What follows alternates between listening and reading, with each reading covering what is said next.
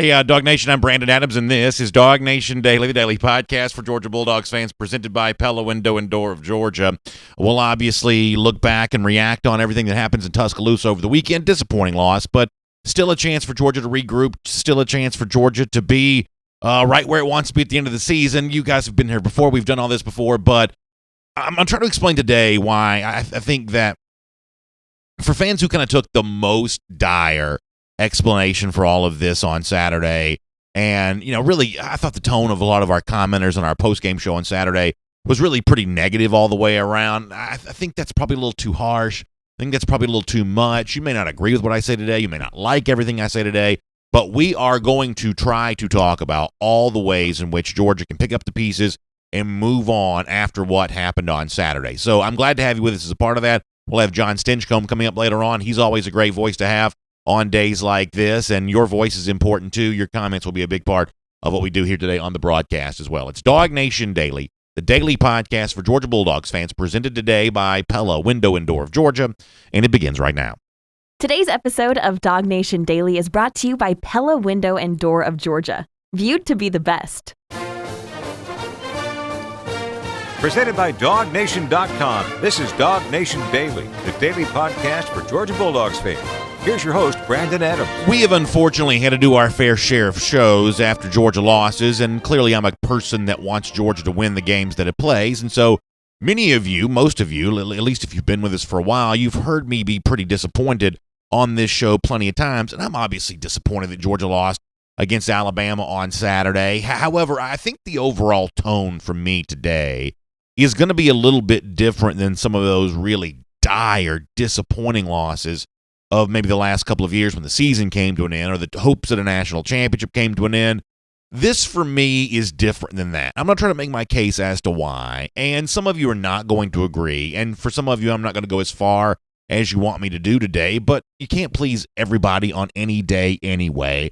So all I can do is just sort of reflect my opinion, and we'll try to figure out where Georgia goes from here on all of that. I mean, if I cataloged the feelings about why Georgia fans were dejected after losing to the Alabama Crimson Tide again on Saturday, this is kind of what's going to come up. Folks are going to mention what went on for Georgia at the quarterback position, and we'll get there for a moment, although I'm going to push that aside here for a moment. Folks will mention the fact that the Georgia defense, which has been lauded as great through the first three games, did not really show up in that way against the Alabama Crimson Tide on Saturday. And folks will mention that Georgia, seemingly by choice, decided not to make its running backs a big part of the game, moving away from the running game, despite the fact that, at least from a statistical standpoint, that had kind of been seemingly fairly successful, and yet Georgia chose to go in a different direction on Saturday. If I really listen to the Twitter responses that I've gotten, the collection of comments that came up from the post-game show on Saturday, that's really kind of what it was. It was those three things. I said before, we'll get to quarterback on this coming up in a minute. Let me deal with the other part of this for right now. I think there's one thing that is more clear now than ever, and this is related to Georgia's defense not being as good against Alabama as it was against other teams. The running game not quite showing up in this game, seemingly by choice by the Georgia coaches, in a way that was not true of the first 3 weeks and really has not been the way this Georgia program has defined itself going back years and years and years. This, after all, is the Kirby Smart of keep chopping wood variety. Georgia certainly chose not to chop the wood at nearly as much against Alabama on Saturday, and yet I think there is a distinct reason for that. I think one of the things that Georgia fans have now been through the ringer enough on over the last few years to just fully understand. You may not have articulated it quite the way I'm about to, but if you look back on what happened for Georgia on Saturday, what has happened for Georgia in recent years, I think you see something. There are two distinctly different kinds of football games Georgia plays. The large majority of the games that Georgia plays can be put in one category, and a tiny fragment of other games are put in a different category. When Georgia plays almost every opponent that it possibly plays, it is just a college football game. And when you're playing, I'm going to use air quotes here, just a college football game, defense and running game really matters. And Georgia having the better running game and the better defense is going to matter against virtually every team that it plays, and I'm going to put the Florida Gators in that category too. Running game and defense can be enough to beat them right now. But when you play Alabama or LSU last season, or when you potentially play a team like Ohio State or Clemson, that's a different kind of category of game. And in that category of game, defense and running game is just going to matter a little bit less, and it's the big throws that are going to matter, more so than anything else. The big explosive throws in the passing game. Now, you may be asking, well, why is that true? Well, I think it's true for a very simple reason. The programs that I just mentioned, Georgia, plus Clemson, plus Ohio State, plus LSU, plus Alabama, those are really programs that have hoarded the elite talent in college football recruiting going back the last few years, especially teams like Georgia and Alabama. They've really done that to a huge degree. We've never seen more elite 5 stars, highly rated 4 stars. We've never seen more of them congregated on so few teams the way we do right now. It's essentially that the Alabamas, the Georgias, last year's version of LSU, typically Clemson, Ohio State once they're back playing again. These are really like the level just below the NFL. These are like the 33rd, 34th, 35th best, most talented football teams in the world behind the 32 teams that play in the NFL. So it stands to reason that when Georgia plays Alabama, it's going to be a lot more like an NFL game because you have a lot more future NFL players that play in that. And if you're watching the NFL on Sunday, you see a brand of football in that league that is very different than it was just a couple of years ago. Teams are throwing it on first and second down. Now, there's still running games, but those are typically teams who are on their way to a win, who've established the passing game, who've established themselves as the most dominant team in the game, and then they're able to start leaning on the run. But you've never seen more smart coaches throwing on more early downs than you see in the NFL. The NFL has just become a passing league. And so when Georgia is playing these NFL-style college teams, these Alabamas or the LSUs from a year ago, these teams that have a million pros on both sides of the ball, it's going to be less about the running game. It's going to be less about the defense, and it's going to be more about who makes the most explosive throws in the pass game. We have seen this come up over and over and over again. Saturday was an example of that once again, and Kirby Smart talked about it after it was over with. Thought they made several explosives. Start with they ran a bubble wheel where they throw the bubble out there, and they've got Waddle as the bubble guy, and everybody's worried about him. And Devontae slipped by our star and caught a touchdown on a bubble wheel. It's actually a play we repped, and we gave it up for a touchdown to the scout team, and then they beat us with it. They made a couple of really big throws. I mean, you think about the third down they've got down there in the red area that we're going to get off the field, and we get a PI on Stokes. And then we had Devontae really covered well. I thought it was a great throw and a great catch. When you play man-to-man on those guys, you got to be able to get the ball out and make plays. And I thought Devontae Smith played really big for them tonight. He caught a lot of 50-50 balls as well as Waddle. So give them credit. And I give this disclaimer each and every week. The press conference this year on Zoom and the sound quality Saturday was just awful. I mean, just some of these Zooms are just going to be kind of shaky, and you heard a lot of interruptions, and that's nobody's fault necessarily. It's just every now and then you get these really wonky Zooms, and on Saturday some of the stuff involving Georgia and Bryant-Denny Stadium, there's a lot of noise in the press box, and so the sound quality in some of the clips is just not great today. I apologize for that, but that's just kind of the way it is when you're doing Zoom on a road game in the SEC. That's kind of the way that it goes down. But the point of what Kirby Smart is saying there is that when you've got him, Jalen Waddle doing what he's doing and Devontae Smith doing what he's doing, providing those explosive plays for Alabama in the passing game, they're just going to be really tough to beat. And in college football at this very high elite level right now, the team with the better offense is going to beat a team with a better defense, no matter how good that defense has been, because that's what happens in the NFL. When you have these huge congregations of 4- and 5-star guys playing in college football, you're playing kind of like a light, sugar-free version of the National Football League, and it's the same way. The team with the most explosive passing plays is just going to be the winner. Alabama, the last few times Georgia's played them, LSU last season, it could potentially be true against a Clemson or an Ohio State. When you play the very best, it comes down to who is the most capable of producing the explosive passing plays. Now, you may be saying, well, B.A., given all of that, how come you're not as dejected as the rest of us are on a day like this? How come it's not as dire as it kind of seems to be? I think for a couple of reasons. And this is one of those things, you can hear me now, you can believe me later. Some of you don't want to hear stuff like this right now, but I do think that Georgia showed on Saturday that it is getting closer to being able to produce those kinds of big plays from the passing game than it was certainly capable of doing last year. I mean, George Pickens came on last season. He proved himself to be a weapon. On Saturday's game, I thought Jermaine Burton showed some flashes that he's also potentially the kind of weapon that Alabama has seemingly been utilizing the last few years. Kearis Jackson was taken away by the Alabama defense on Saturday. You'll give him credit for that.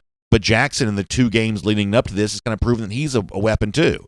So that's 3 potential pass-catching weapons that Georgia has right now that are better than probably the way this receiving core worked a year ago. That Georgia, by the end of the season, might be more capable of winning a game like this because it can also, potentially anyway, produce the kinds of explosive passing plays that are just going to come to define who wins a game like Georgia and Alabama. And then the next thing is this, is that now Georgia shifts away from the NFL-style game. You won't play Alabama again, potentially until December, if you get a chance to earn that. The next few weeks for Georgia kind of shift back to being just college football again, where the better talent on defense makes it almost impossible for opposing offenses to do anything for you. The better talent with your offensive line, which I thought played pretty well for Georgia on Saturday, the deep stable of running backs, that's going to be enough to beat most of the college teams that you'll play the next few weeks. I include Florida in all of that as well. You see, a team like Ole Miss can create an offense explosive enough to threaten Alabama last Saturday, but they can't remain consistent enough week to week to be able to maintain that. They lost this past Saturday against Arkansas. That being explosive enough for one game doesn't mean you're consistent enough over the course of the long haul. But Georgia found out on Saturday that not quite explosive enough yet to beat Alabama, but it settles back into a situation over the course of the next few weeks where it can lean on its running game, it can lean on its defense, while the passing game hopefully develops. And there's a chance that December works out a little bit differently if all of this stuff continues to kind of come along.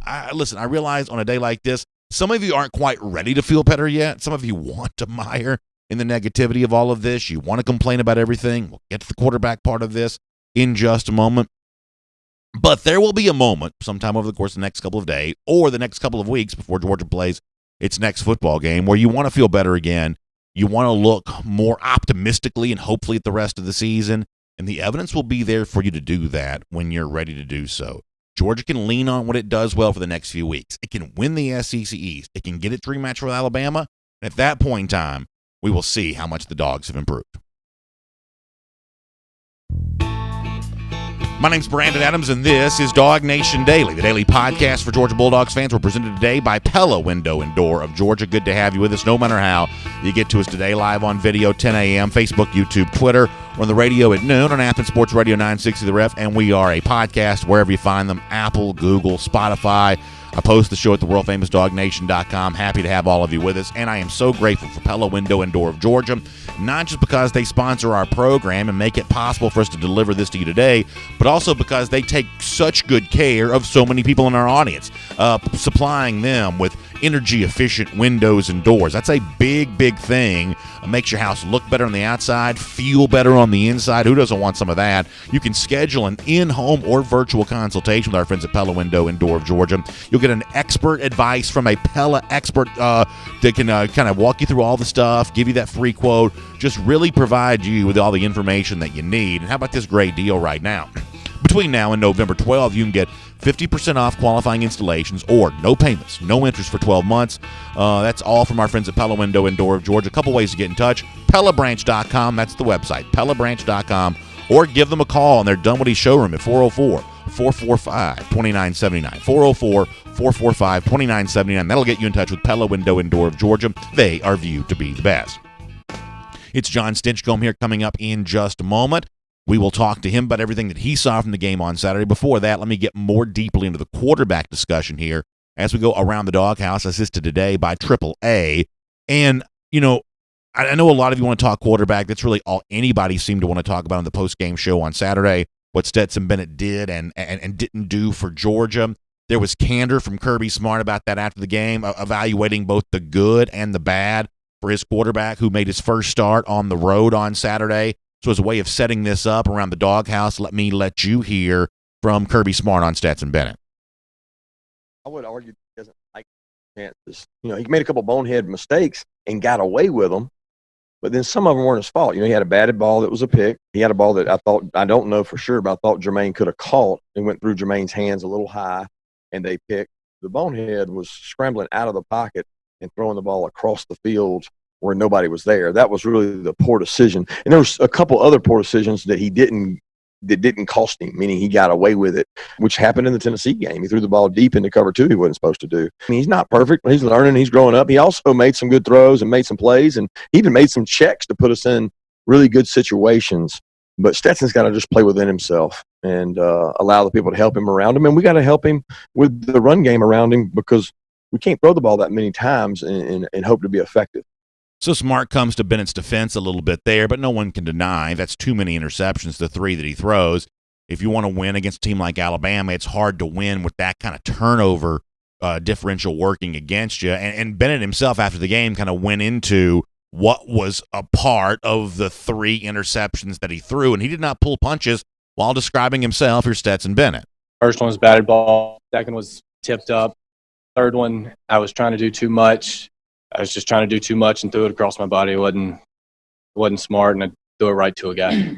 Don't throw it across my body, which I knew that I've known that from the time I was 4 years old. So just boneheaded play. Just got to learn from it. So listen, here's what no one can deny, that Stetson Bennett didn't play well enough to beat Alabama on Saturday. I think that's pretty clearly obvious. Some of you then take it a step further to say, well, that means that then Stetson Bennett is not good enough to be Georgia's starting quarterback. What I'll say in response to that is, I think it remains to be seen if that's true or not, but the one thing that the people who are coming down excessively hard on Bennett today, I just don't think are fully considering is this. Whether Bennett is quote-unquote good enough or not, we may not find out for another few weeks, but I think that you have to at least have your mind open to the possibility that he might be Georgia's best answer right now, best option by a long shot of what's currently available on the roster. You know, Dwan Mathis is still a guy that doesn't have very much experience. Carson Beck is a guy that has no experience whatsoever, did not travel with the team to Tuscaloosa on Saturday.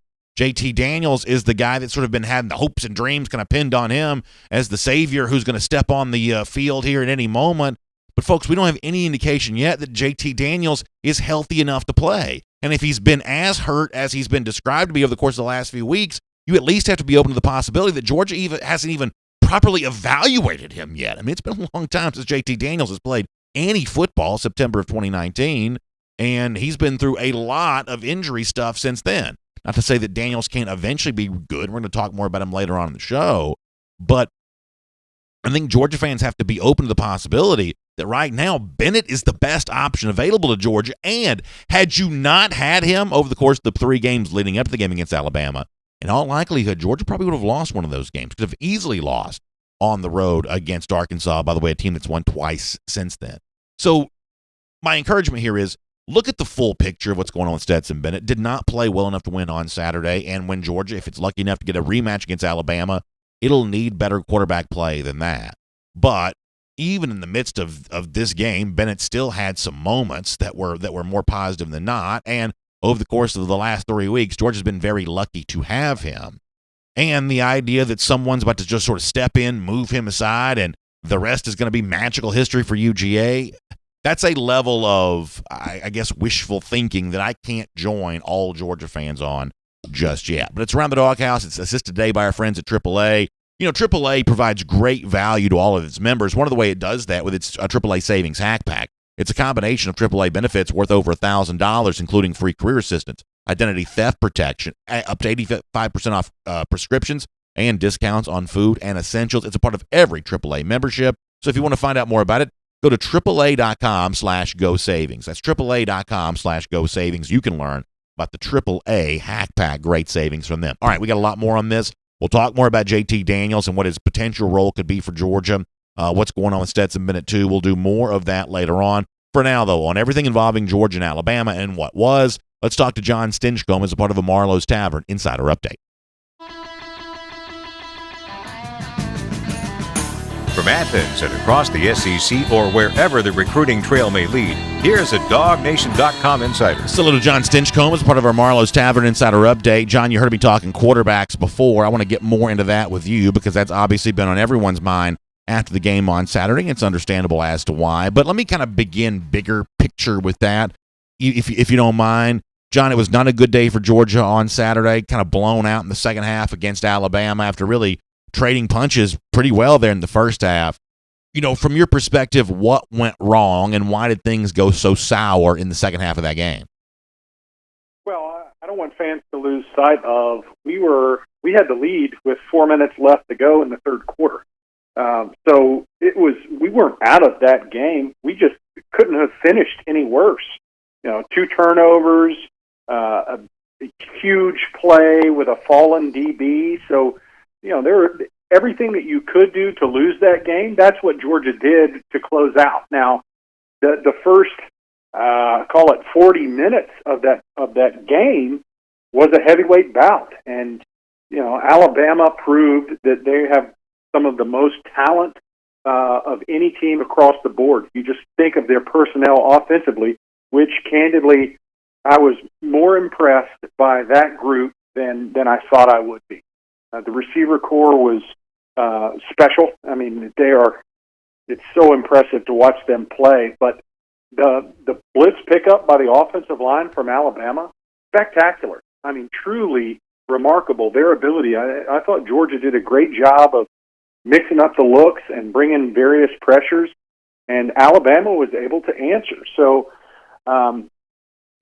that's really what I saw. I thought, and probably had given a little too much credit to Georgia's defense, that they would be able to stand toe-to-toe and trade blows. And in the end, I thought Alabama's offense was just able to take their game to another level. And it was across the board. I thought the quarterback play from Mac Jones was really good, and the offensive line play was really good, and then the receivers were out of this world. So, you have to tip your hat to Alabama, but I don't want to lose hope in thinking that for 40 minutes we traded blows with a really talented team, and this is where I stay optimistic. We screwed up. I mean, it was some self-inflicted wounds that cost us down the stretch, and good teams don't have that. I get it, but those are things that Georgia can improve. That's not something where you go, well, the Alabama's just got elite talent and we don't. Now, I think we've got some good players, and you can't allow yourselves to make those kind of mistakes late in the game and expect to win. 2 turnovers that were costly, the big play down the sideline with a fallen DB. Those kind of things that's what will cost you in those big games, and it certainly did for Georgia on Saturday. So let me talk quarterback here for a moment. I told our audience before you joined us, I will join any UGA fan in the evaluation that the quarterback play has got to be better than it was on Saturday to win a game like the one that Georgia just played against the Crimson Tide. I don't think that's an arguable point right now. The quarterback play needed to be better than it was. 3 interceptions is too many. I think it remains to be seen whether or not Stetson Bennett, the current starter, will be good enough to get Georgia where it wants to go this season. That evaluation is ongoing. John, here's the one thing, though, that I can't join Georgia fans in saying right now. There seems to be a pretty significant pocket that seems to think that there's a switch that can now be flipped. Bennett can be replaced with someone else, and all of a sudden things are going to magically just get better. There is a very good chance on the basis of the fact that, Kirby Smart wouldn't be making the decisions that he's making unless Bennett is currently the best option available to Georgia because he has more experience than Dwan Mathis and Carson Beck do. And I have every reason to believe that right now, regardless of the fact that he's been quote-unquote cleared to play, my assumption is JT Daniels just must not be healthy. Smart himself told us that he had a little bit of a setback, come January. I think there's a really good chance that Georgia hasn't even given a full, evaluation of Daniels yet, just on the basis that he hasn't played a football game since September of 2019, and he's been, hurt in the intervening time since then. I realize that he sounds very different than Bennett. He's the former 5-star. He's the guy who has been a starter before at the major college Power 5 level. There is seemingly a lot to like about Daniels, and I think that he could eventually be a very good quarterback. But, John, I can't define when eventually is. 2 Saturdays against Kentucky, the following game against Florida, not until next season, possibly never. I can't define when that is because right now none of us know how healthy he is, but we should assume that he's not very healthy. Otherwise, he would have taken maybe a snap at some point in time this season. Yep, totally agree. And I also add, as Georgia fans, we're disappointed. I mean, I fully expected Georgia to win that game, and to see it end the way it did and slide away, and it turns out it wasn't as close as it was for the first 40 minutes is disappointing. And, we're hurt and we're angry, and, we want answers and we want to win games, and I get that and I appreciate that. But you can't just assume that the next guy is better than the one the coaches have decided gives them the best opportunity to win games at this moment. Now, JT Daniels, I don't know where his health is. I don't know where his development is in this offense. So it's purely speculation from any of us. Anybody who's not at practice on a daily basis, who doesn't get to see these guys compete, doesn't get to see the progress that they're making behind the scenes, is purely speculative as to where they are, where JT Daniels is in his recovery and rehab, where Carson Beck and Dwan Mathis are in their progression as young players. It's speculation at this point. So I could not agree more that Stetson Bennett didn't have a great game. He didn't play well. He was off even on some of his completions. There were underthrows, overthrows. You had receivers that were open, that were sliding to make catches.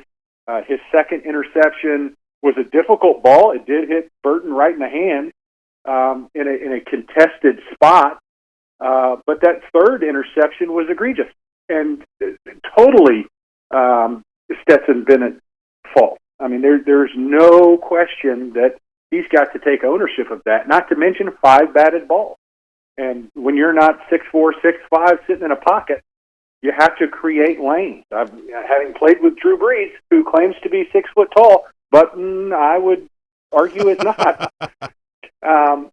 He has to find ways to create lanes, and Stetson wasn't able to do that. 5 batted balls, he's got to take ownership of some of those as well. Now, as an offensive line, I'm sure Coach Luke is watching film with the guys today, saying every time a defensive lineman puts his hands up, they should end up on their back. Yeah, because you're going to punch them right in the chest and put them down and encourage them strongly to never put their hands up again.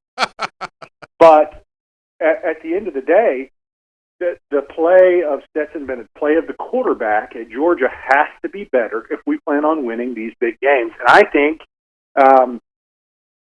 that's in their capacity. I think that's in Stetson's capacity, and if not, or if someone else has earned or will continue to earn the right to play quarterback at Georgia in his place, then I will back that decision fully. But right now, we're speaking out of pain. I mean, we just watched the Braves last night, and you look at the Falcons, and it feels like as a city, as a state, we're struggling because we want these big games. We want to finally win these championships and kind of get rid ourselves of this curse. And when you do that, you get angry and you get hurt. But Stetson Bennett isn't the only one to blame in this loss. So does he have to play better? Absolutely. Absolutely. And if JT Daniels becomes the guy, it's because I hope it's because he's earned it and not because, there's an angry mob standing outside of Buttsmere saying, we want to change. So a couple things I want to do on this topic before we move on and talk about something different before we're done. And one of these kind of comes to us from our Facebook comment section upon hearing what we're saying now. Somebody kind of said, well, does that just mean we're screwed then when it comes to quarterback position? John, here's the thing I'm not going to sugarcoat. I'm not trying to sunshine pump about all of this. Let me be very clear about something. Georgia had a quarterback on its roster that escaped may be the wrong word, but he left, and now he's at Ohio State, and he's a Heisman Trophy contender. And then as a contingency against that, a year later, it brings in a transfer quarterback that had some accolades during the offseason, and he chose to opt out for whatever reason he chose to opt out. Georgia has been through a lot of turmoil at the quarterback position. To expect it to be seamless here in 2020, given all the weirdness that has gone on for quarterback at Georgia over the course of the preceding, 18, 24 months, that's probably asking a little too much. Some of what you may be seeing from Georgia quarterback right now, choosing between an injured guy and 3 guys that before the start of the season had never really played before, some of that is based on the fact that Justin Fields transferred to Ohio State and Jamie Newman chose to opt out. That is just the reality of the situation, and anyone who kind of says something different is just telling people what they want to hear. Yeah, and I think if we end up in games like we did in the last 20 minutes against Alabama, we're going to struggle. That's not who we want to be if we're relying on the arm of Stetson Bennett. I think he makes good choices for the most part, and I think he's capable. I think he had a poor game against Alabama. I don't think he was sharp. I don't think that's debatable.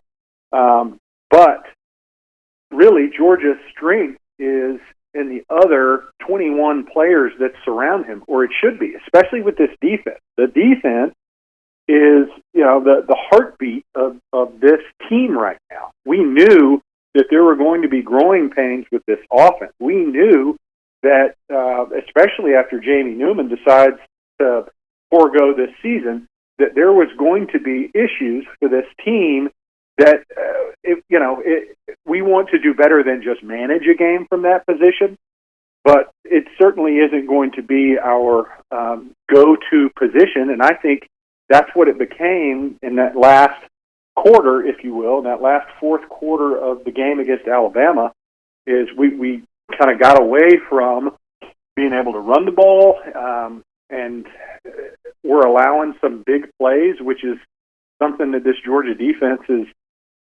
prevented leading up into this game, and we weren't even able to stop the run late in the game. So there's plenty of ownership, shall we call it, that can be spread across the board that doesn't just fall on Stetson's shoulders. Now, Stetson's got to play better. There's no, if he's going to be the quarterback, you got to play better.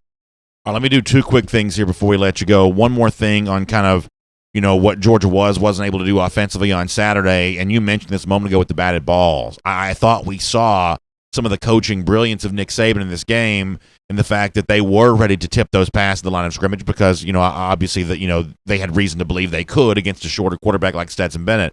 But the other thing here, too, is, John, we saw Kearis Jackson have 300 yards receiving through Georgia's first 3 games, and on Saturday, what was the overall number? He only has, 3 catches, 26 yards, am I right about that? Yeah, no, 23 yards. 3 catches for 23 yards. He's essentially taken away over the middle of the field after being kind of a real weapon in that spot for the first 3 games. That's where Saban shows up for you. A lot of balls got batted because they believed they could. Kearis Jackson, who had been a real go-to weapon for Stetson Bennett, take him away. Now, Georgia, kind of responded, got Jermaine Burton more involved, things like that, but that's a couple of examples where I think that Nick Saban's coaching presence did show up on Saturday, and I don't want this moment to pass without at least giving him a little credit for that.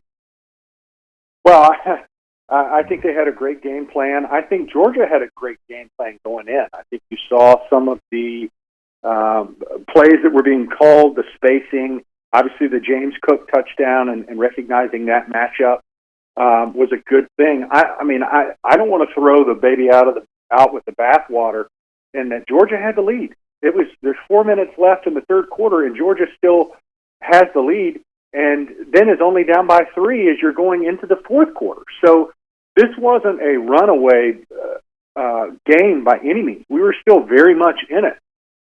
It's the turnovers that really buried you. But yes, I thought the game plan and the preparation from Alabama was evident. You saw how they wanted to attack the game, their ability to answer some of the things that Georgia was throwing at them. I thought, again, the way that Alabama's offense was able to pick up the pressure and then identify. You saw a couple different plays where, Lewis Seen is on one-on-one coverage because we're bringing a cat corner, a corner rushing the quarterback, and instead of a quick hot route, they're throwing a fade. Well, those kind of things don't just happen. It's the preparation and recognition of what you can expect from this Georgia defense that Alabama had coming into the game.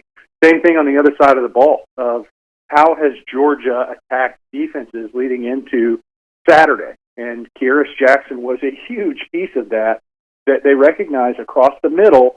That's where Stetson is strong. I think he usually finds guys between the hash marks and is able to fit it into tight windows.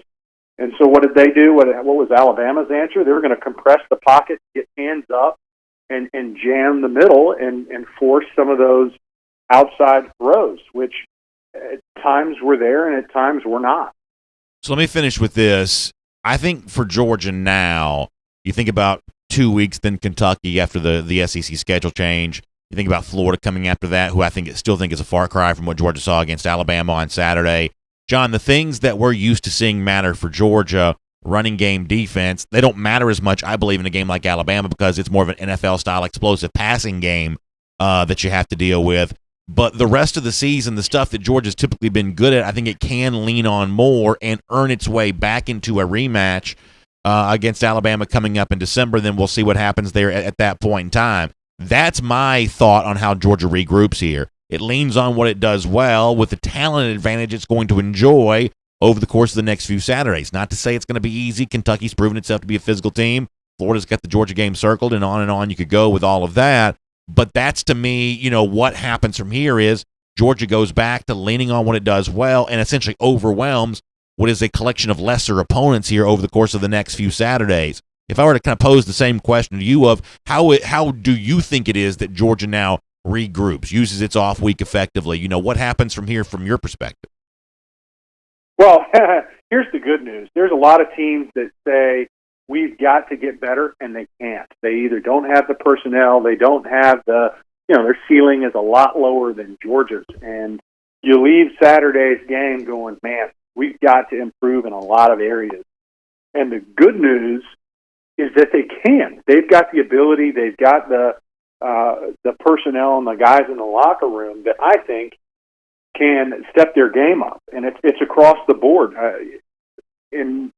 For Stetson, he's still a young quarterback. It's still week 4 for him overall. And you look at that game and you got to shake your head and say, man, those opportunities that I missed. And so you got to go to work. You got to spend the next 2 weeks saying, I guess we weren't as good as we thought we were. And if we want to get there, if we want to get to that point, then we've got some work to do. And you put your nose to the grindstone and you get it. If you're the secondary at Georgia and it's a talented group, a lot of speed, but man, between Smith and Waddle and Mechie early on, those 3 guys were able to find a lot of success.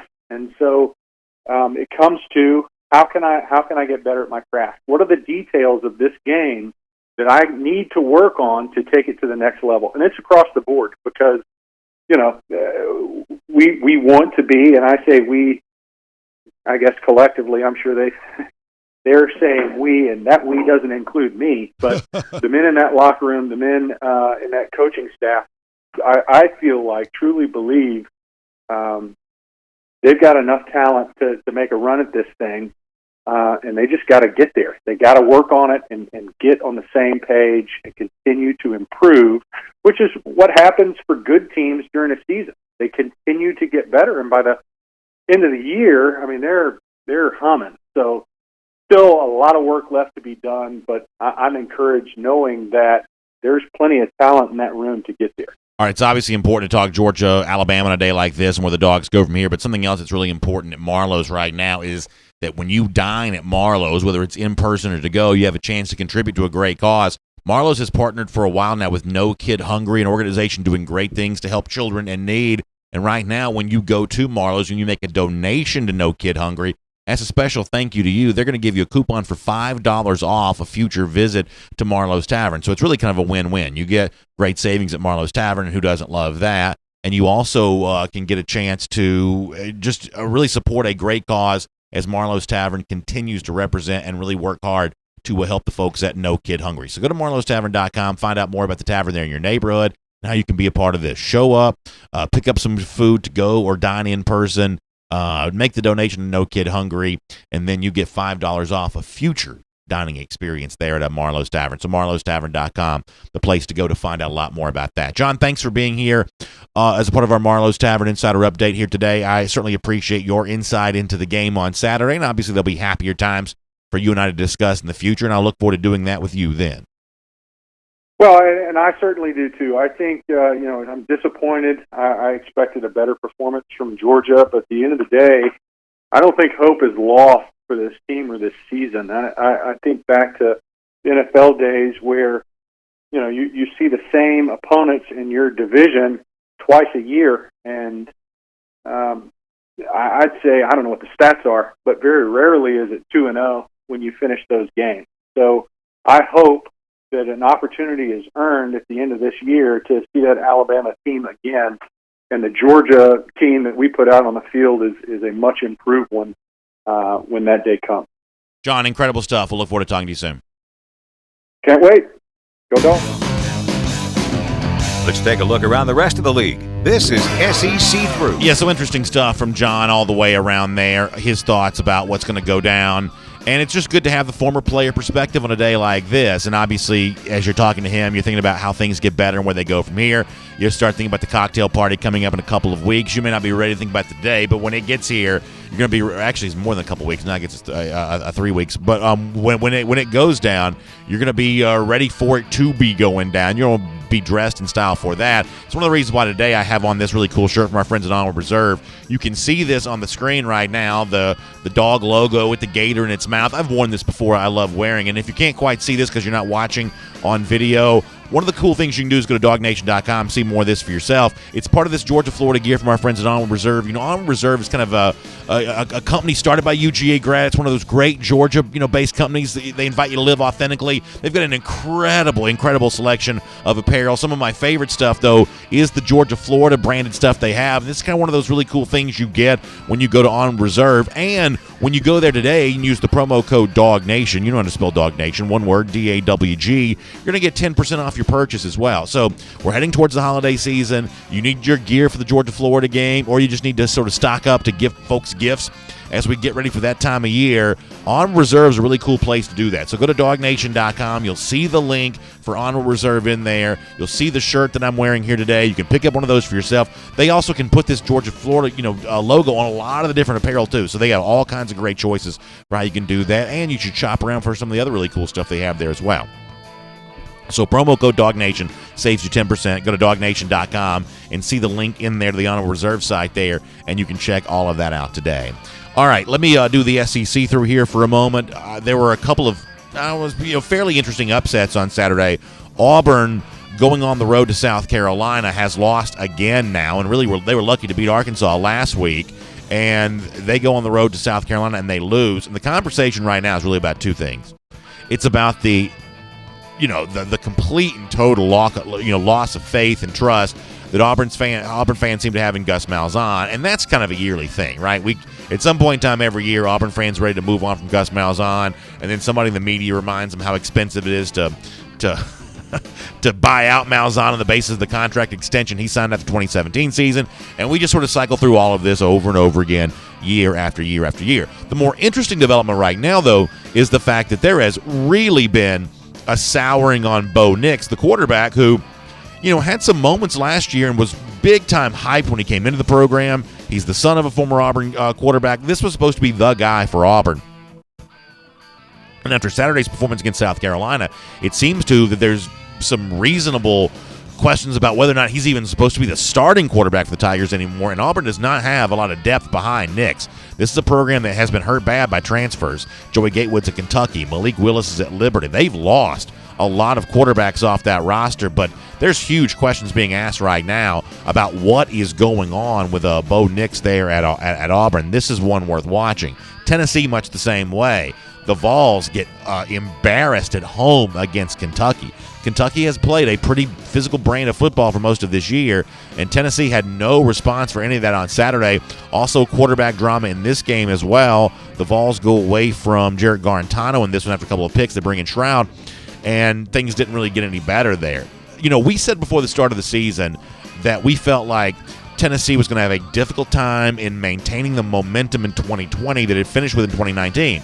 For the first two games, that was not an issue. They did beat South Carolina, which is, a pretty good win for Tennessee. They handled Missouri easily. It seemed like everything was kind of better, and they were circling that Georgia game as a chance to go out and do some good things. And obviously they got blown out by Georgia. They follow that up with a loss to Kentucky.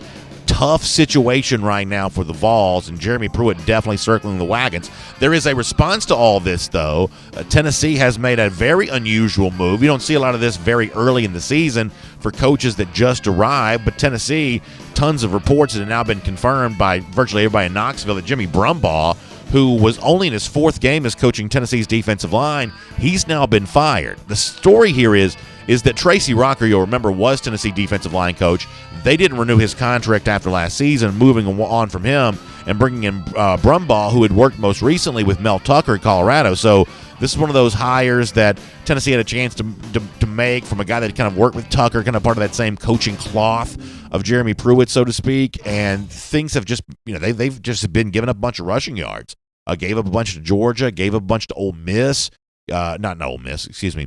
Gave up a bunch to Kentucky this past week.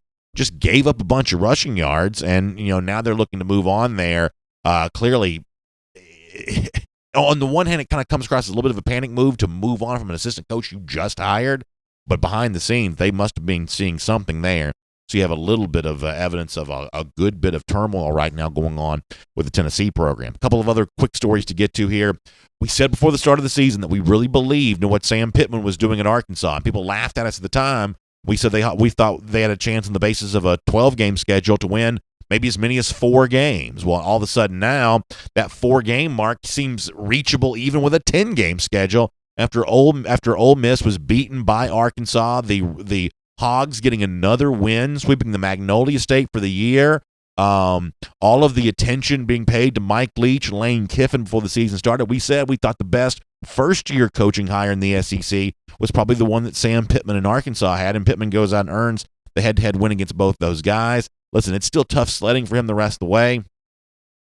And this, the SEC schedule, SEC-only schedule, maintaining that level of success is still difficult, but there is clearly something potentially being built there in Fayetteville. Good coordinators in place right now, veteran presence at quarterback, and just solid football coming out of Arkansas. I love to see that with Sam Pittman. He's a very likable guy. It's fun to see him enjoying some success there in Fayetteville. The other SEC West game that I'll mention here for a moment, Texas A&M stays hot. They win at Mississippi State.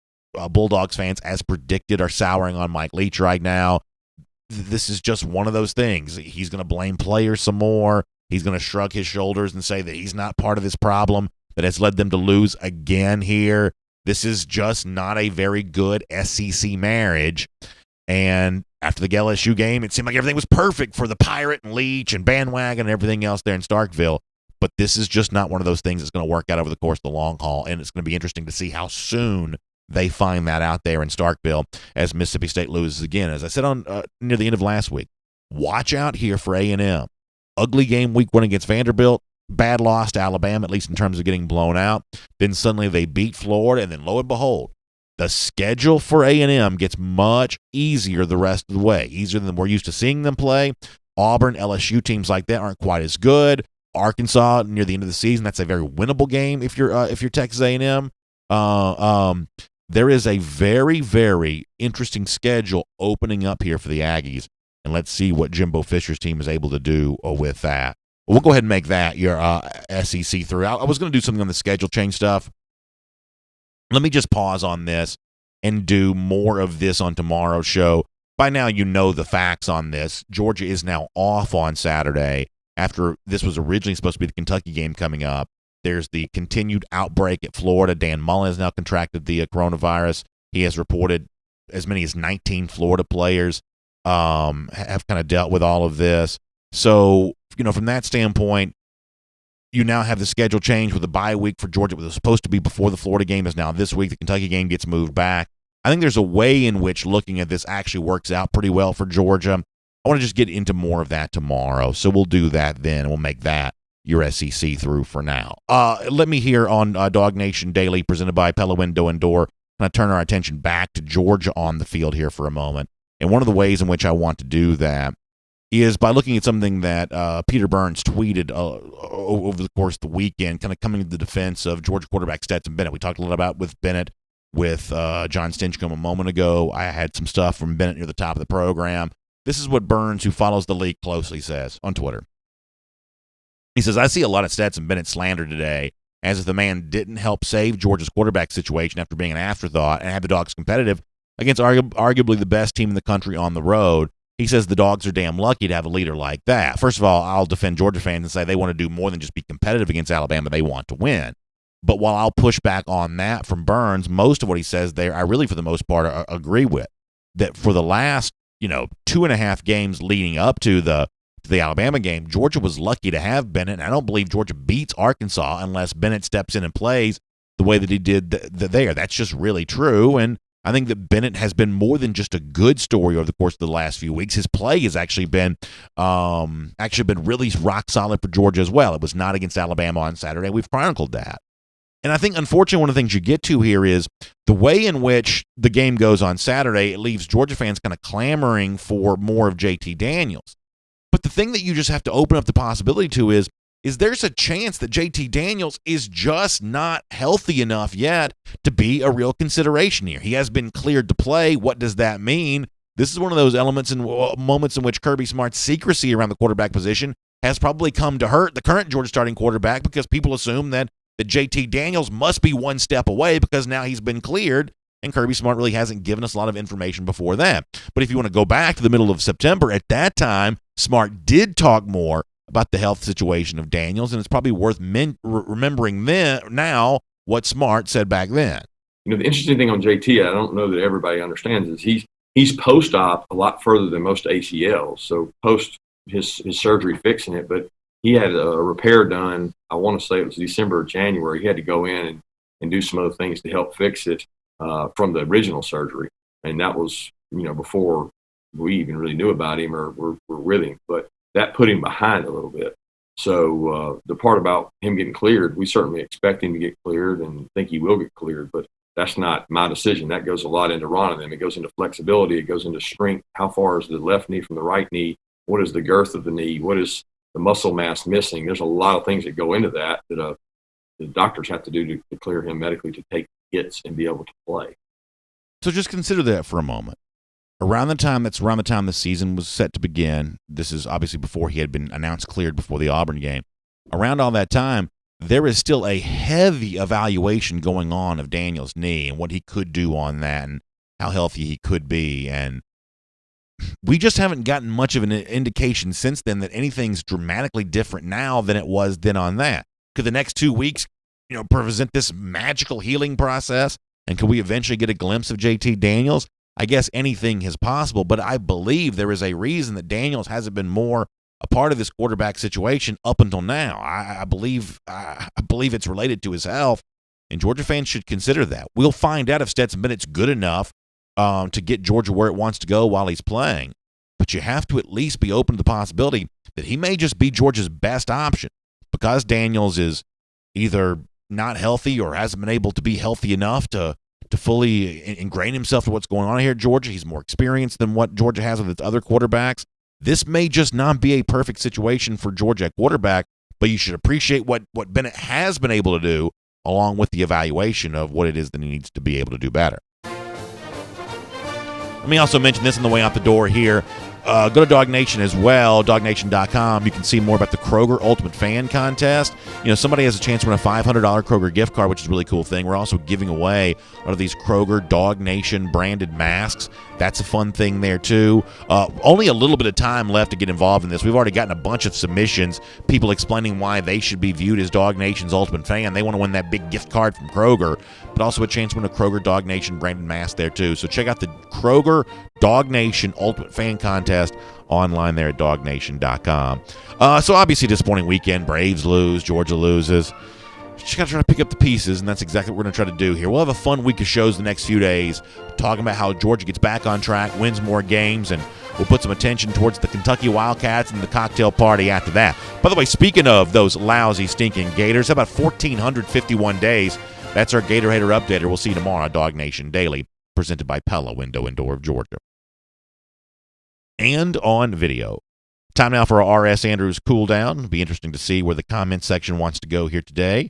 Your reaction to the Georgia-Alabama game, I'm sure, will be intense. Before we get going on that, I'll remind you that you can check out R.S. Andrews online, rsandrews.com, for your air conditioning, heating, plumbing, electric needs. They are experts at all that kind of stuff. Water heaters is a big thing here. They can get your water heater replaced, many cases for you, in the same day. If yours goes out, that's a catastrophe that your family does not want to deal with, and you can be the hero in your household by getting R.S. Andrews over there, getting that thing fixed, replaced, move on like it was never even an issue. That's what R.S. Andrews is known for. You can find him online at rsandrews.com. All right, let me go to YouTube first. And we can get this here. Let me get one from Frank Patterson. I think it's a pretty good comment.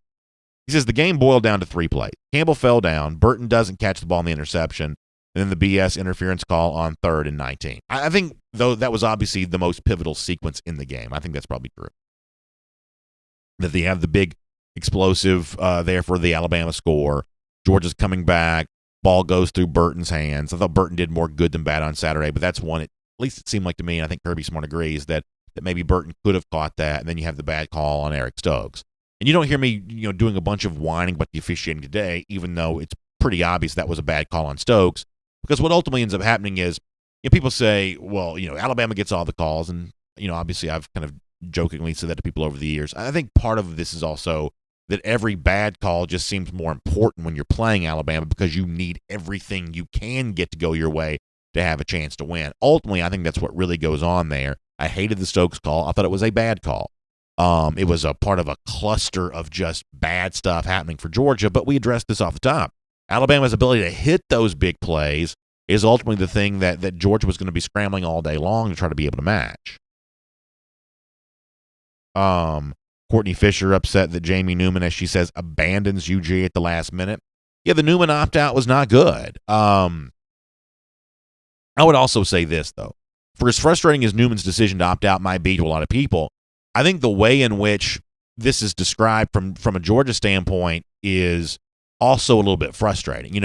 Supposedly Newman's getting pushed, right? But pushed by whom? We know it wasn't Stetson Bennett, because we were told over and over again that Bennett, who has turned into Georgia's starting quarterback, was only working with the threes exclusively through this entire time. I mean, Kirby Smart has openly acknowledged that was true. So Georgia's current starting quarterback wasn't the one that was pushing Bennett. And that leaves you to believe, well, it's JT Daniels and Jamie Newman splitting the reps with the one. Smart has also acknowledged that as well. But how could that be true given the fact that Daniels, I don't believe, is healthy? I mean, I understand the need or the desire, the temptation to be upset that Jamie Newman, as the commenter said, abandoned the team. Maybe that's exactly what he did. But there's also a point in which if you're Newman and you've got like one shot to sort of show what you're about as an NFL quarterback, that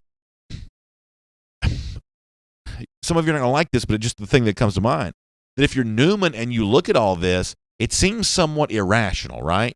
I mean, an injured quarterback is pushing you and getting first-team reps. I mean, how could that be? And, I mean, the whole thing just defies explanation so much that if you're Jamie Newman, maybe you just thought he was wasting his time because of the way in which all this was kind of being, played out. I mean, there's definitely a weirdness to the Georgia quarterback thing. Said this a million times before. There's too much drama involved with this. Who's transferring out, who's leaving after his junior year, who's opting out, who's going to be playing, is this guy healthy or not? Too many off-field storylines for Georgia quarterback and not nearly enough on-field Georgia quarterback storylines. This position has just been handled weirdly by Georgia the last couple of years. There's just no, I think, a way to say that other than that.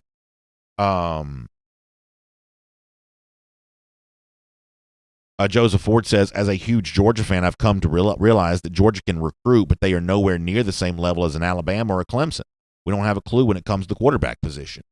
I would say that as long as the other team has the better quarterback, then they are always going to be the team favored to win. Because, as I said before, the games against Clemson, if Georgia ever plays them, the games against Alabama, and we've seen that game now a couple of times, the game against LSU last year, those games, because of how many elite talents are on the field, those games just feel more like the NFL. I'm watching NFL highlights on the screen in front of me, one of the TV screens in front of me right now. This is a league that's throw the ball all the time. Throw on first, throw on second.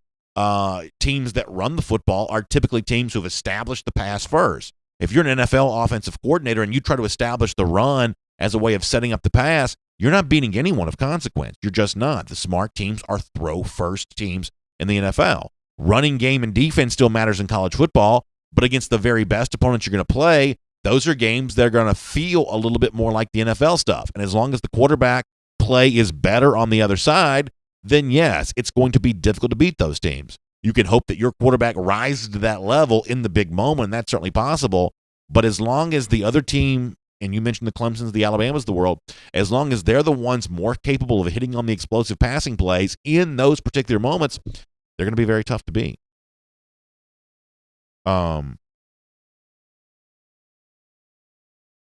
Huey Freeman says I'm being too much of a homer here. I feel like I'm the one who's being less of a homer on some of this kind of stuff than anyone. There is a very good chance that Georgia doesn't have any quarterback on its roster capable of leading Georgia to a national championship, capable of leading Georgia to where it wants to go. That's very possible.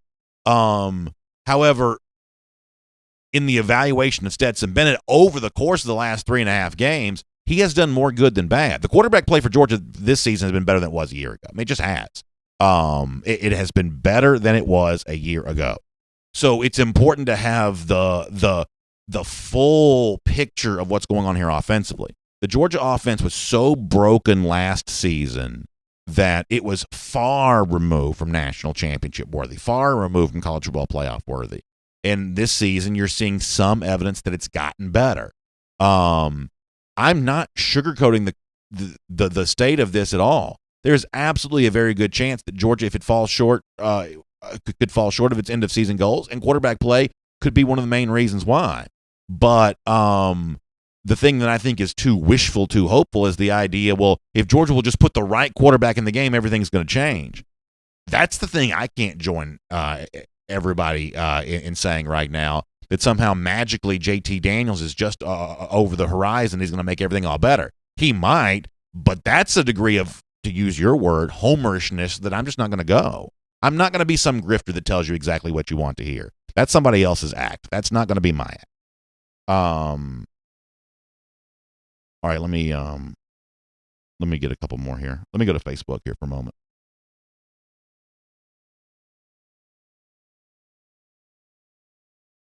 Randy Glass says no BA, but it certainly starts with the right quarterback. It does. But as I said to John Stinchcomb, the right quarterback for Georgia is starting for Ohio State. And Jamie Newman comes in as a potential replacement for that after Jake Fromm leaves, and he chose to opt out.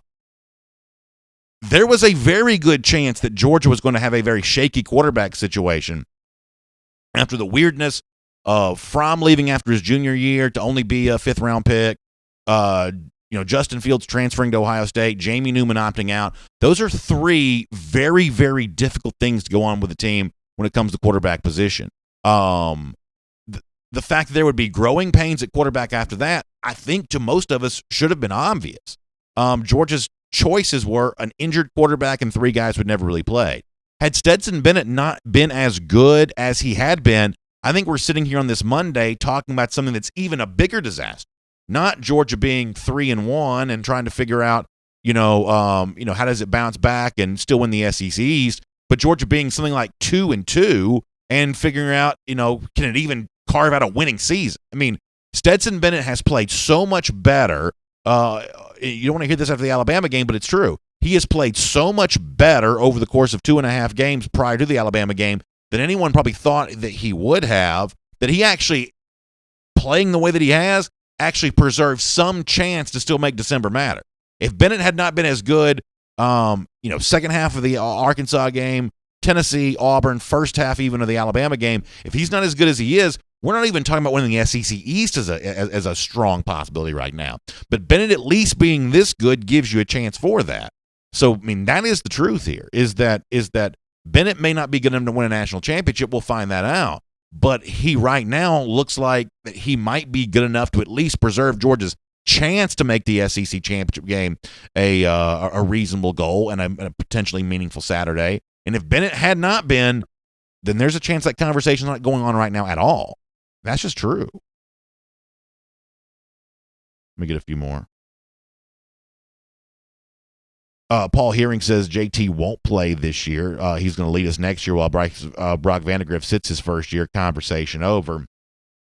I mean, you know more about knees and stuff than I do, if that's what you're going to say. I don't know when JT Daniels is going to play again. I'm certainly not going to say he's not going to play this year. I'm just saying there's probably a reason why we haven't heard his name mentioned, other than when directly asked by Kirby Smart. There's just probably a reason that's come up. I don't know how healthy he will be, but I have a reasonable guess of how healthy he is right now. Frederick Haynes Smith on the subject of Newman compared to Fromm. I mean, I think you have to look at all three of these. Fromm leaving after his junior season with his draft stock less than fully secure is just as weird as Jamie Newman opting out. It is. Now you can say, well, maybe Fromm just got some bad advice. Maybe Jamie Newman got some bad advice. But all of this goes together. You had a quarterback who had been a 3-year starter. He left after a junior season when that seemed like kind of an odd decision at the time. Justin Fields got frustrated. He left after his freshman season. I talked to Trent Dilfer, who was close with Fields. I talked to Dilfer at the Super Bowl a couple years ago. We played this for you on DawgNation Daily. Dilfer said he told Fields at the time not to come to Georgia. That you're entering into a weird situation with an already established starting quarterback. So Justin Fields went to Georgia anyway, then he chose to leave, and then Jamie Newman came in, and maybe he wasn't treated like the starting quarterback as much as he wanted to be, and so he left. So to one extent, the commenter's right that if you're talking about how Georgia got to a somewhat weird quarterback situation, the Fromm departure after his junior year has to be a part of this too. Somebody says we're beating a dead horse on here, but that's what people want to talk about today. Jay Johnson says, stop it. I'm not sure what I'm supposed to stop. Gary Holt says, you said all year you thought we could win with just a good quarterback. Do you still think that? I think so. I think it would have taken more than what Georgia got on Saturday for that to be in the good category. But yeah, I think that good can still be good enough as long as you're making enough plays. Georgia's defense can matter more than it did on Saturday, but you have to expect in Alabama. We said this going into the game that, hey, if you're going to beat Alabama, it's got to be 31-28. It's got to be something along those lines. If Georgia doesn't get the 3 picks on Saturday, was it potentially setting up for a game that it could have won 30-ish to 20-ish, 30-something to 30-something, 30-something to 20-something? I think it could have been. I think that good can still be good enough. You don't need Trevor Lawrence. You don't have to have Joe Burrow, but it probably has to be better than what it was. Let me do a couple more here. Scott Anderson says the Tennessee and Auburn games recently make the Stetson Bennett performances look less impressive. I don't agree with that. I really don't. Yes, those two teams haven't looked great in other games. I don't think that you can draw as straight a line to that as you might want to think. These are still SEC opponents. These are still games in which Bennett did some pretty good things statistically speaking. And listen, it doesn't take much for those games to turn into a lot closer games than they otherwise could have been. I don't think you grade him on a curve because Tennessee and Auburn have lost games other than ones they played to Georgia. I don't think that. Brian Kirk says the offense is rebuilding this year. I believe that is true. And thus far, I would say that the rebuild has gone more good than bad. I just think that there were a lot of people who did not want to fully appreciate how bad this Georgia offense was for most of last season. I think that it was a far cry from good enough last year. Randy Hall says not only did Stetson not play well, but neither did the defensive backs or the defensive line. Yeah, and to Randy's point, I'd mentioned this as a concern going into Saturday. We'd seen what we would think of as very good Georgia defenses before against great offenses, and the great offense got the advantage. LSU in 2019, Alabama in 2018. You think about Auburn in 2017, the first matchup, Oklahoma in the Rose Bowl. That very good defenses against a great offense. College football just favors the offense right now. I think 2020 was further validation of that against Alabama. That Georgia's defense is going to absolutely throttle most of the teams that it plays. But against a team like an Alabama or potentially a Clemson, possibly an Ohio State, I think that your expectation for defense has got to be changed. It's not, do you go out there and just smother someone to death? It's, can you just hold on and make enough plays to give yourself a chance? And that's what it comes down to. Jarvis Hanna checking out. Appreciate you being here, Jarvis. Jonathan Wade says our running backs are good. Why do you think we don't have the 5-star running backs coming to Georgia? We were on a roll for a few years. We were RBU. So I think right now, if you look at a couple of the running backs that Georgia kind of missed on, John Emery Jr., and it's like a different thing for each one, right? John Emery Jr., that's a Louisiana kid. LSU put the full court press on. Ultimately, it just kind of went the way that it did. Trey Sanders, it seemed like Georgia was in a really good spot, like right up to the point where he put his pen to paper, and then that letter of intent got signed by Alabama. But Sanders hasn't been a huge part of the story yet for Alabama after coming back from an injury. So you have a couple of these high-profile misses. And then the Zach Evans thing goes the way that it did. But the honest truth is I'm not even sure that Evans even played for TCU. So one of y'all may know more about that than I do. So you've got these like recent high-profile misses with the so-called five-star running back. And each one of them seems to be kind of for a different reason.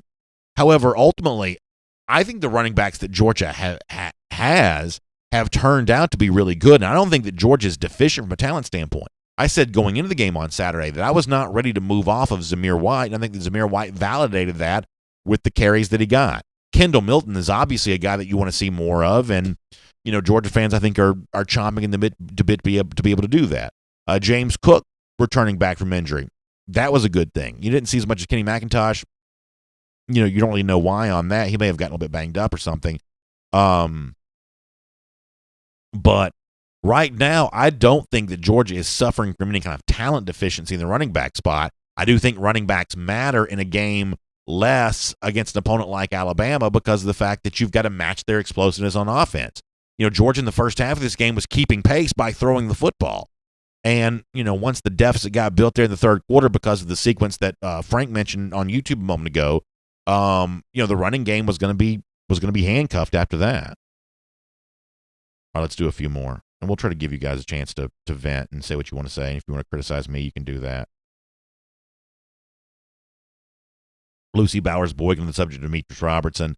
Yeah, I just don't know. I mean, he changed numbers on Saturday. He was wearing 80. I've obviously argued for D-Rob for years. I just don't know. I just don't know if it's going to happen. Caleb Janney says throws were getting batted down because Bennett stares his receivers down. I don't know. I mean, Alabama obviously just was ready for that. I mean, so you're going to have to do something different. You can't make Stetson any taller. So if that's what teams are going to do, then you're going to have to roll them out more or whatever else. But that was a huge point. Morris Rich says at this point, not even sure we beat Florida. I think the Florida game for Georgia will feel very different than the Alabama game did on Saturday. I do. Because remember, when Alabama hits the explosives, all of a sudden you got to be on guard about Najee Harris doing something and open up that running game. For Florida, you don't quite have that. And, as exposed as Alabama's defense supposedly was against Ole Miss, and, obviously they had some problems with that, there's still some – I mean, Alabama did what it did on Saturday. LeBron Ray didn't even play. So, I mean, there's still a load of Alabama defensive talent. They just had kind of a bad start to the season. I don't think Florida brings anywhere near the same thing to the table on all of this. I still view the Florida game for Georgia as imminently winnable. Robert Barnes says you got to play well to beat Kentucky. Yeah, Kentucky's a physical team, but it's also the kind of game that just fits what Georgia already does well. Brandon says if you trade the quarterbacks in the Bama game, UGA wins the game. It's that simple. Maybe so, but I think one of the things that Alabama is showing here, and I don't like giving credit to the Crimson Tide, but one of the things they're showing you here is that there's a couple of different ways you can have great quarterback play.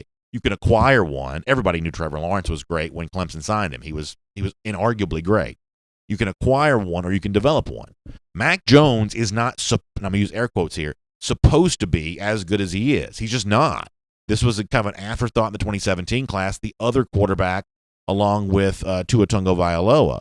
There were most Alabama fans who thought Bryce Young might emerge as the starting quarterback for Alabama this season, and frankly, I guess I probably thought that too. But Steve Sarkisian has developed Mac Jones. So you can either go out and acquire Trevor Lawrence, or you can discover Joe Burrow. I think Burrow ended up being better than LSU thought he was going to be. Or you can actually develop someone like Mac Jones. Send him through your program, teach him, let him learn some things, give him some chances at playing time along the way, and lo and behold, now he's doing what he's doing right now. That it's actually a good thing that quarterbacks can be developed because there'll never be enough elite ones for you to acquire. And just given the fact that Georgia hasn't had that track record, they're going to have a harder time getting the future elite guys. So it is a reminder for Georgia that when you've got a Mac Jones level play in your program, you better develop him like Alabama has. I mean, if you want to tip your hat to Alabama for anything, it's the development of Mac Jones while he wasn't playing over the course of the last couple of years, while Tua Tagovailoa was. And that's really pretty impressive.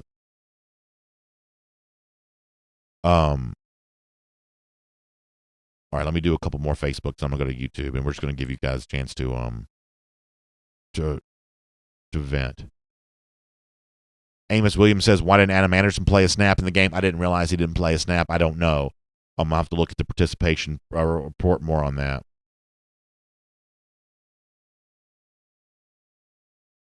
Let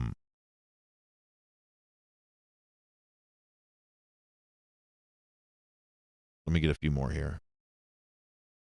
Jay Johnson says no linebacker talk today. What linebacker talk do you guys want to get to? It was not a good day for the Georgia defense. Let me see anything else on Facebook before we go back over to YouTube.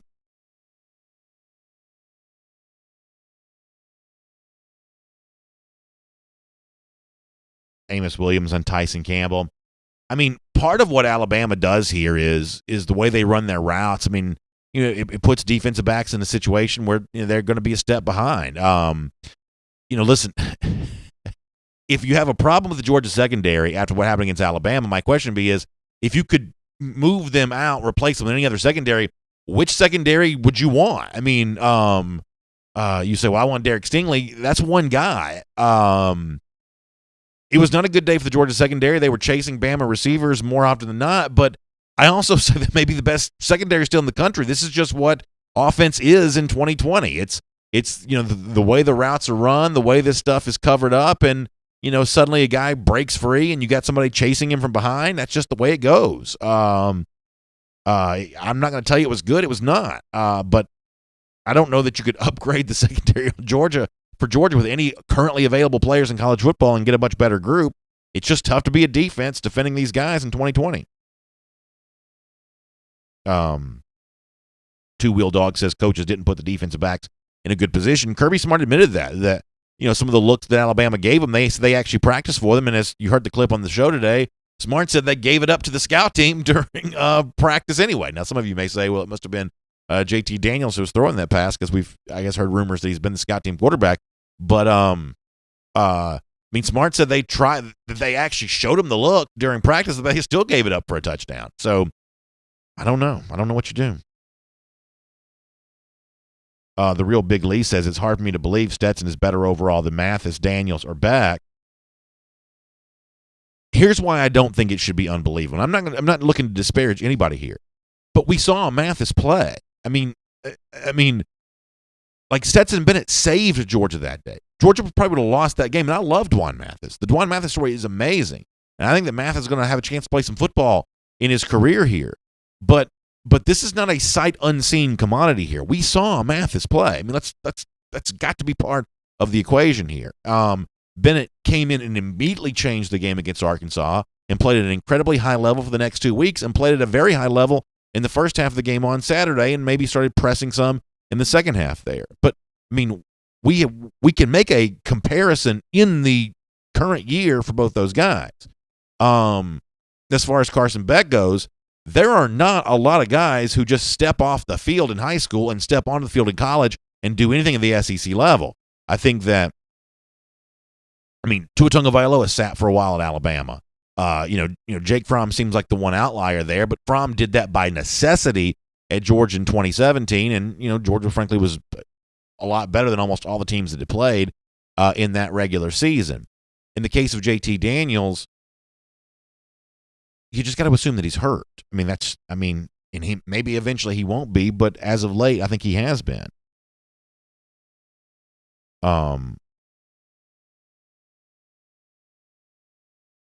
Let's do a couple more here.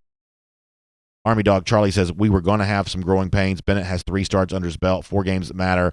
Whoever the quarterback is will have pains. I totally agree with that, Charlie. This is just kind of what it is. This was an offense that really scuffled a year ago, and it's probably going to scuffle some more this year here too. Jay Shipes, let me read Jay's comment, who says all the goals are still out in front of us.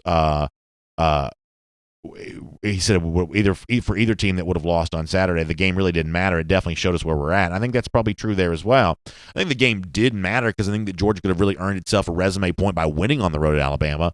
But certainly the goals aren't any less intact anymore. And I think for Georgia, it is a reminder of what it has to work on. I mean, in a lot of ways, and I hate to be this way, but it feels like South Carolina from a year ago, LSU from the year before that, to a degree, Auburn in 2017, where Georgia has just found itself regrouping after a loss, near the middle of the season a lot the last, few years, and this one kind of joins that.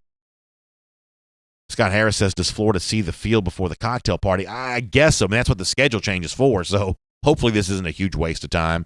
But I'm guessing you give them a couple of weeks, they'll be cleaned up and ready to play again. And, from a football standpoint, people wonder, well, how much of that defensive stuff will be cleaned up during that same time?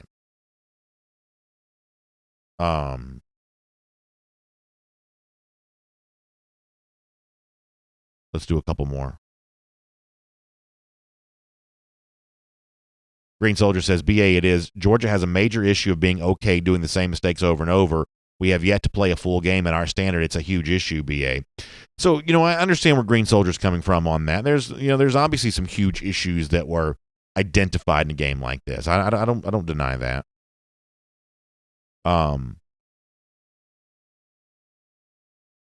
George Thompson says that Fromm had elite talent around him for a while. Where is that for Bennett? I mean, I will say that I think that Bennett's thrown to a better crop of receivers right now than Fromm probably had last year, though. I think the receiving corps has improved year over year. All right, let's do a couple more. Darian Ford says it's time to let Dwan get his growing pains. But listen, I love Dwan Mathis. I'm not sacrificing any season for somebody's growing pains, though. I'm just not doing that. I am not sacrificing a season so a quarterback can learn on the fly. I'm just not. And Stetson Bennett has clearly outplayed Dwan Mathis. And I love Dwan. I love Dwan. But I'm not trading a season so Dwan can get some experience. I'm just not. That's not the kind of program Georgia is.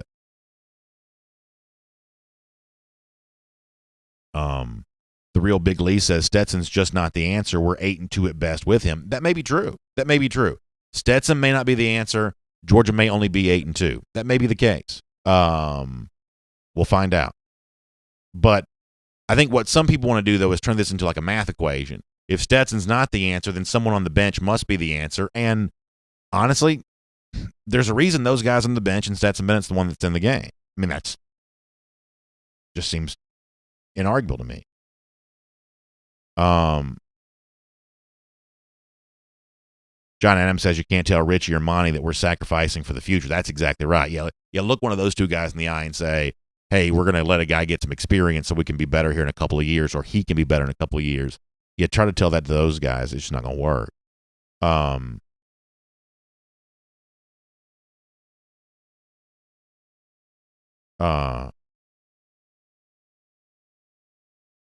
right, let me do a couple more. We got to get ready to go. We've gone a little longer today because I know you guys wanted to vent.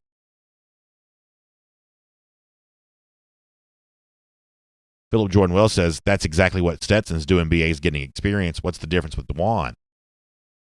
They're not playing Bennett so he can be more experienced for the future, Philip. They're playing him so they can win these games right now. Stetson Bennett is saving Georgia's season at the moment. Now, he's not good enough to beat Alabama on Saturday, but he's giving them a chance to have a rematch with Alabama potentially in the future. I mean, look, in the case of DeJuan, it's not just the fact that he played, less than perfect for the half that he played against Arkansas. This was a guy that had no experience at all prior to that. There are just not going to be very many examples of plucking a guy who's never played before, throwing him out there, and having that go really well. We just made the comparison to Mac Jones. He's been in the Alabama program for years. Joe Burrow was 37 years old last year playing quarterback for LSU. The Trevor Lawrences of the world are just few and far between. That's what makes them so special. Lawrence was good from the word go. Most people are not going to be that way. So the reason why I have confidence in saying that the brief window of football we saw from Mathis against Arkansas is probably fairly close to the accurate representation of what he currently is as a quarterback is because of the fact that most inexperienced quarterbacks are not good. We've seen an occasional number of freshman quarterbacks step in, save seasons, but in most cases, like Fromm in 2017, that's because Georgia didn't really have any other options to go to. Lately in college football, this has been an experienced quarterback's business. This has been a guy that's been around for a while. That's been what the recipe for success has been as of late. So Dwan Mathis, when he played against Arkansas, and I love Dwan, I'll keep saying that over and over again. Dwan played about like a guy who hasn't really practiced very much would play. And that's just it. By comparison, Stetson Bennett's older than Jake Fromm is. He played in junior college. You'd say maybe not statistically well, but he played. He was scout team for Georgia quarterback in 2017. You know how long 2017 was now? That's Bennett, going up against the Georgia defense every day in practice. That's a lot more experience.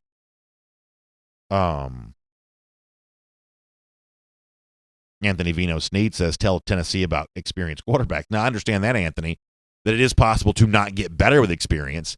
A quarterback who's just not going to do it, he's not necessarily made better by experience, but experience is a weapon to have in your back pocket.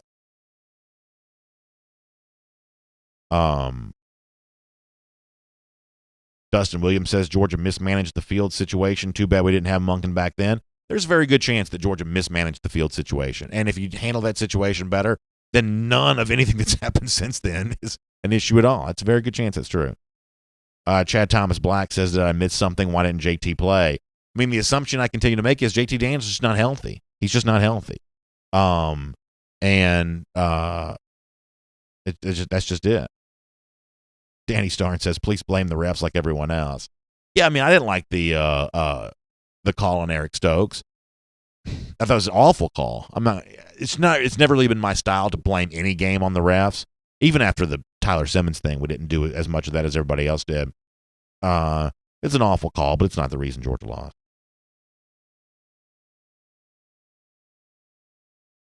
Keith Finley says, shame on us for thinking a walk-on quarterback could get us to where we want to go. I mean, here's the thing. I joked about this on Twitter a couple weeks ago. Whoever the Georgia quarterback is going to be hyped to the moon. I mean, and it's always going to be confusing, right?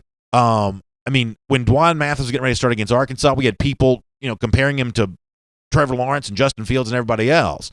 When it was Jamie Newman's the Heisman Trophy. The problem here is whoever steps into the role as Georgia starting quarterback, Stetson Bennett, Dwan Mathis, JT Daniels, whoever else, that person's always going to be just hyped to the moon because there's always going to be a pocket of people who want to hear that about a Georgia quarterback. I mean, there will always be money to be made by telling Georgia fans that the quarterback who's about to step on the field is the greatest quarterback you've ever seen. And that there'll always be carpetbaggers, people kind of coming in out of nowhere to say, hey, wait till you see this guy play quarterback at Georgia. He's going to be the best guy you've ever seen. And they'll cash a few, checks on that, and they'll move on to something else after that. There will always be money in that grift, and there just always will be. So the issue here is that there will always be people looking to say whether it's Bennett, whether it's Mathis, whether it's it was going to be Newman for a while, whoever it is, that guy is about to be great. And Georgia fans are just fans like anybody else is.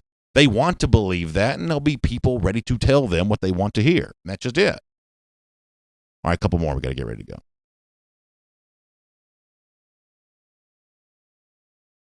Shelton Tucker says you make $8 million a year and you can't recruit a top quarterback that will stay. You need to be fired. Here's how I'm going to defend Kirby a little bit, though. Clearly, the last couple of years have been a little shaky on the quarterback front. I completely acknowledge that. We're getting ready to go after this. It's gotten really late. I completely acknowledge that.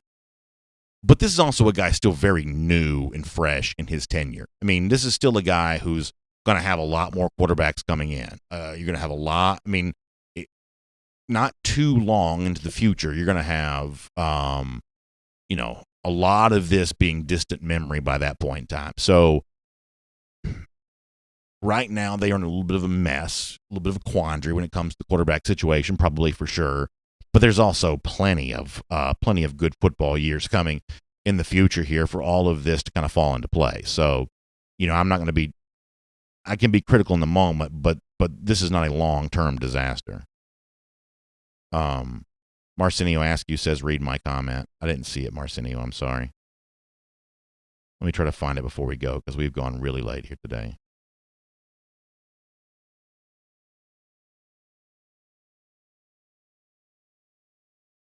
All right. Marcinio Askew says, y'all said the same thing about Justin Fields. That didn't work out so well. Mathis was giving less than a half to prove himself. Let's be honest, Kirby started him so obviously he was the better quarterback. Maybe it was a bad game. So here's what I'm going to say in all candor, Marcinio. I don't think you can put Justin Fields and Dwan Mathis in the same category as prospect. Justin Fields was a lot closer to the Trevor Lawrence, ready to play right away quarterback than I believe that Dwan Mathis probably was. And that is not a criticism of Mathis because I love Dwan Mathis. It is just a fact. Ask anybody who does this for a living. Fields was more in the category of special quarterback that comes along a couple times a decade, right? So to say, why was Dwan Mathis, not treated a little bit more like maybe you think Justin Fields should have been? Fields was the special quarterback who maybe could have played right away, and at most programs he probably would have played right away. But most quarterbacks are not in that category. Carson Beck, I don't believe is in that category. Dwan Mathis, I don't believe is in that category. They're in more of the other category of if you give them a couple of years, they can be like Mac Jones and eventually maybe pretty good if they're developed along the way. But I don't think Mathis and Fields are in the same category as prospect. I just don't. And all right, let me do one or two more. And we've really got to go.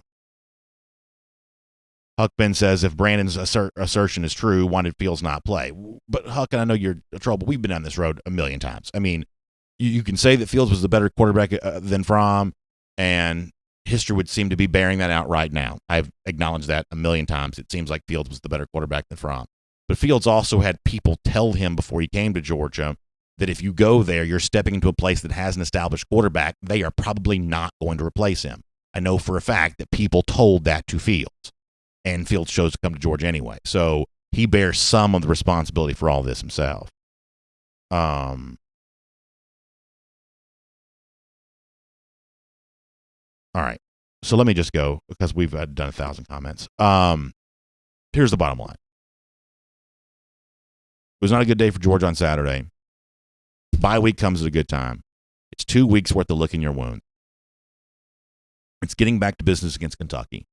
And in that game, Georgia will lean on what it does well. It'll run the football. It'll play defense. It'll get enough plays from the quarterback, who I assume for now is probably still Stetson Bennett. But I'll be open to the possibility that something could change. It'll win that game. It'll set up for Florida. The whole world will be watching that. And the Georgia-Florida game, I believe, will go a lot the way the last few years have gone, where Florida thinks it has every chance to win the game, and the kinds of things that Georgia does well will continue to matter there. And I think that Georgia still has a chance to earn that rematch opportunity with Alabama. And at that point in time, the question becomes, will then Georgia have proven one way or another, either because the current quarterback continues to raise his level of play, because another quarterback gets healthy, or whatever else? At that point in time, can Georgia make enough dynamic passing plays to win a game of that magnitude? I guess we'll find out then. There's work to be done before then. And for the Georgia team, quietly behind the scenes, that'll happen the next couple of weeks. And then, obviously, we'll all get a chance to see the fruits of that after a week off on Saturday. So we'll be back tomorrow. The page will be completely turned. We will be heading towards the future. And there's still plenty to look forward to. Today's a day to let y'all, sour grapes about anything you want to. And I'm obviously in a bad mood, too. Tomorrow will be a day to kind of, get back to hopefully a little happier talk. So if I didn't address your issue, hit me up on Twitter at DawgNation Daily, and we'll try to make sure that we give you a voice to have your voice heard. That's what I wanted today to be about. That's why we've gone so long with our comment. But we're gone for now.